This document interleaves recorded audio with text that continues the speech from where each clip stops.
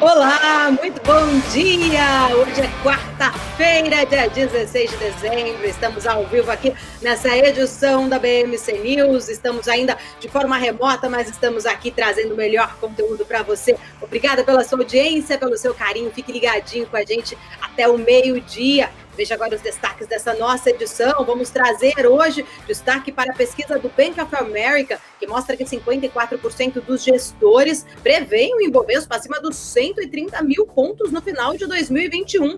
Funcionários da Eletrobras pedem CPMI para investigar acusações de Rodrigo Maia sobre privatizações. E veja também.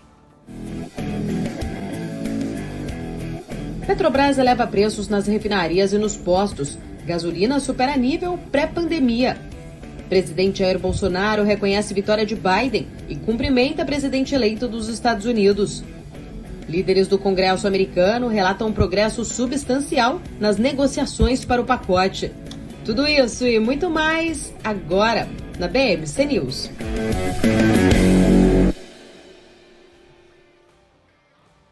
As bolsas internacionais e as commodities registraram alta nesta quarta-feira, com os investidores atentos, principalmente às negociações de estímulos lá nos Estados Unidos. Lembrando que hoje também é dia de vencimento de opções sobre Bovespa na B3. Falando de Bovespa, ontem as altas foram generalizadas e a Bolsa Brasileira fechou acima dos 116 mil pontos, com uma alta de 1,34%, revertendo as perdas em 2020. As perspectivas otimistas com campanhas de vacinação no exterior e o progresso em direção a mais estímulos fiscais lá nos Estados Unidos favoreceram um apetite a risco nos mercados globais, beneficiando então a bolsa aqui no Brasil. O dólar fechou em queda de 0,66%, cotado a R$ 5,08. E lá fora, Nasdaq renovou o recorde histórico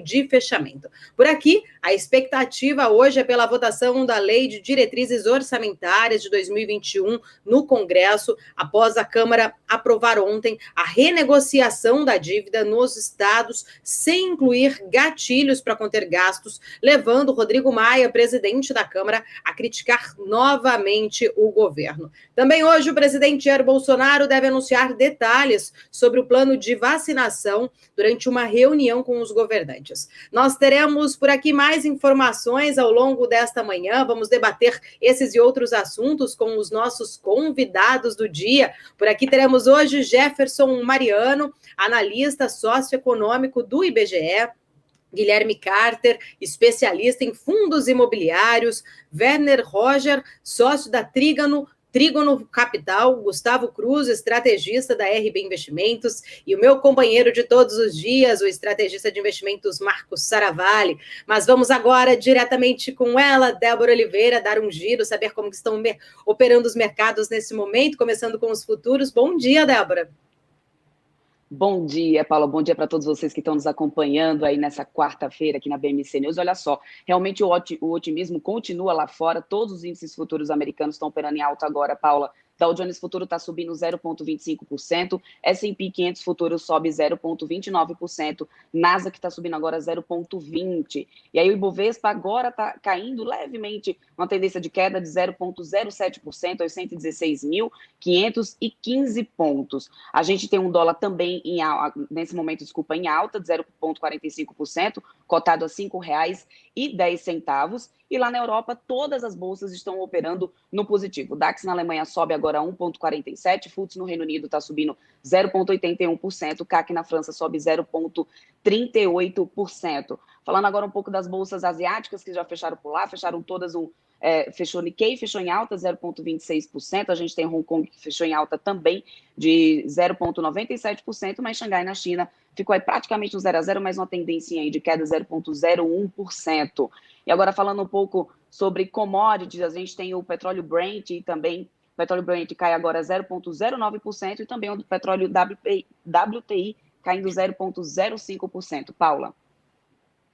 Obrigada, Débora, pelas suas informações. A gente vai seguindo aqui com o nosso giro de notícias. O otimismo dos investidores com o mercado de ações tem ganhado força nos últimos meses e volta a patamares semelhantes aos de 2019, é pelo menos o que mostra uma pesquisa do Bank of America, feita com gestores de recursos da América Latina. A gente vai diretamente agora com o Felipe Nascimento, que tem mais informações sobre essa pesquisa. Bom dia, Felipe.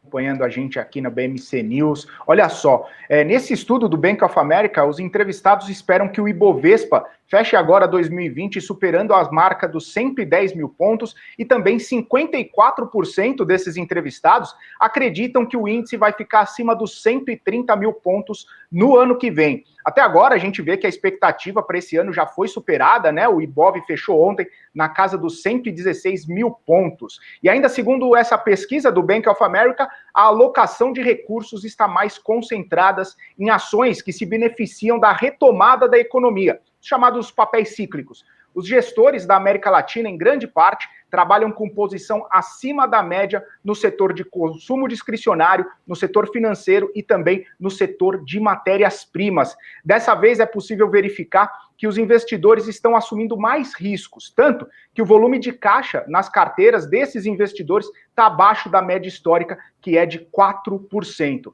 Além disso, a quantidade de investidores que alega estar assumindo mais riscos que o normal subiu aí de 29% para 38% de um mês em comparação com o outro da pesquisa. A perspectiva é de continuidade nesse tom mais favorável a ativos de risco, com 43% dos entrevistados planejando aumentar a alocação em renda variável. Paula. Obrigada, Felipe. Felipe, você tem mais informações também? Acho que a gente vai falar agora um pouquinho sobre Petrobras, né? A Petrobras está elevando, a partir de hoje, já os preços das refinarias e nos postos. A gasolina já supera o nível pré-pandemia. Quanto que, em média, vai aumentar? Conta pra gente, Felipe. Pois é, Paula, a companhia, ela informou nessa terça-feira que o preço do diesel na refinaria deve aumentar em média 4% a partir de hoje já, enquanto a gasolina deve ter aí uma alta de 3%. Apesar desse aumento, os preços anunciados seguem abaixo do negociado no mercado internacional. Pelo menos foi isso que disse o presidente da Associação Brasileira dos Importadores de Combustíveis. Ele falou isso para a agência de notícias Reuters. A Petrobras defende que seus preços levam em conta a chamada paridade de importação, que é impactada por fatores como cotações internacionais do petróleo e também a variação do câmbio. Nos postos de combustível de todo o Brasil, o valor segue com tendência de alta, apesar dos repasses dos reajustes da estatal aos consumidores finais não ser logo imediatamente após esse anúncio, tá? Já que esse reajuste também depende de outros fatores, como margem de distribuição e revenda e também o nível dos impostos a serem cobrados. Paula. E do Felipe a gente volta agora novamente com a Débora Oliveira, que vai trazer informações para a gente sobre a Eletrobras. Débora, os funcionários da companhia estão pedindo uma comissão parlamentar mista de inquéritos, uma CPMI, para investigar acusações contra o Rodrigo Maia sobre privatizações. É isso mesmo? É isso mesmo, Paulo. É a Associação dos Empregados da Eletrobras, a AEL, que considerou extremamente graves as acusações feitas aí pelo presidente da Câmara, Rodrigo Maia, sobre a privatização da estatal, isso no último dia 11. Eles pedem instalação de comissão parlamentar mista de inquérito, né, uma CPMI, no Congresso, para poder investigar esse processo. Eles também estão exigindo que o presidente da empresa, Wilson Ferreira Júnior, ou se pronuncie sobre os fatos ou renuncie. Segundo Maia, a modelagem de privatização está sob suspeição e as mudanças propostas pelo governo podem beneficiar as atuais acionistas. Paula. Obrigada, Débora, pelas suas informações. E agora a gente vai diretamente com o Alex André, que traz informações da agenda econômica de hoje. Bom dia, Alex. O que a gente tem para essa quarta-feira? Bom dia, Paula. Bom dia a todos que acompanham a BMC News. Hoje o foco fica nos Estados Unidos, Paula, totalmente por lá. Daqui a pouquinho, 10h30 da manhã, nós temos os dados de vendas no varejo. Esse dado mensal tem uma expectativa negativa de 0,3%, tá? De acordo com o dado prévio, era um dado mais positivo, agora está com um dado negativo marginal. E também, Paulo, lembrando que vai ter os dados do PMI da indústria, o PMI composto também, e os dados do PMI do setor de serviços, ou seja, todos os dados do PMI lá nos Estados Unidos vão ser divulgados 15 para meio-dia, 11h45 da manhã, aqui no horário de Brasília. Paulo.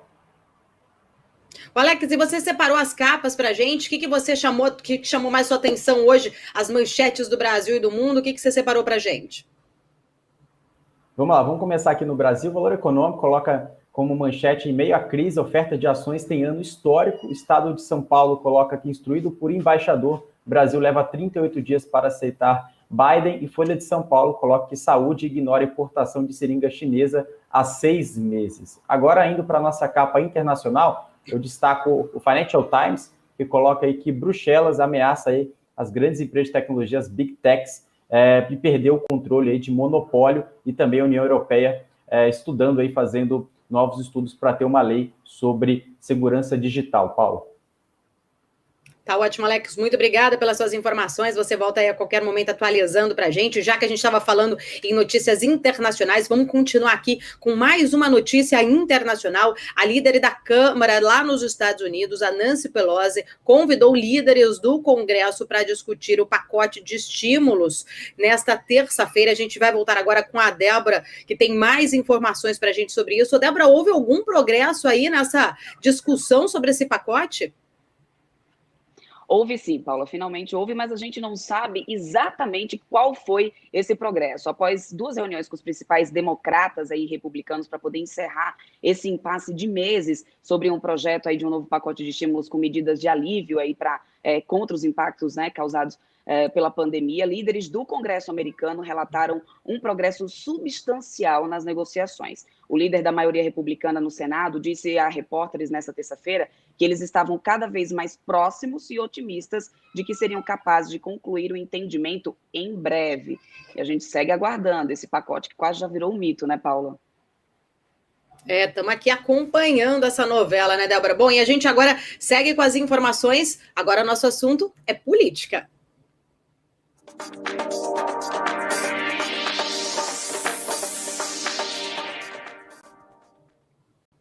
E depois de mais de um mês da vitória de Joe Biden sobre o presidente Donald Trump, o presidente do Brasil, Jair Bolsonaro, reconheceu o Biden nesta terça-feira como o presidente eleito nos Estados Unidos e cumprimentou o democrata pela eleição. O reconhecimento de Bolsonaro veio depois da confirmação do resultado das eleições americanas pelo Colégio Eleitoral dos Estados Unidos. Um telegrama diplomático enviado pelo Itamaraty e depois repetido em redes sociais, Bolsonaro disse, abre aspas, saudações ao presidente Joe Biden, com os meus melhores votos e a esperança de que os Estados Unidos sigam a terra dos livres e o lar dos corajosos. Estarei pronto a trabalhar com a Vossa Excelência e dar continuidade à construção de uma aliança entre Brasil e Estados Unidos, na defesa da soberania, da democracia e da liberdade em todo o mundo, assim como na integração econômica, comercial, em benefício dos nossos povos. E ainda falando sobre o presidente Jair Bolsonaro, ontem, durante uma entrevista para a TV Band, o presidente afirmou que não vai se vacinar contra a Covid-19, mas deixou claro que o Ministério da Saúde vai comprar qualquer imunizante aprovado pela Anvisa. O Bolsonaro disse apenas que não vai tomar a vacina e ponto final. Ele ainda acrescentou, abre aspas, se minha vida está em risco, o problema é meu, fecha aspas, ressaltando que a imunização não pode ser obrigatória. O presidente reiterou na entrevista que, seja qual for a vacina, uma vez aprovada pela Agência Nacional de Vigilância Sanitária, ela terá o sinal verde para a compra e operacionalização por parte do Ministério da Saúde.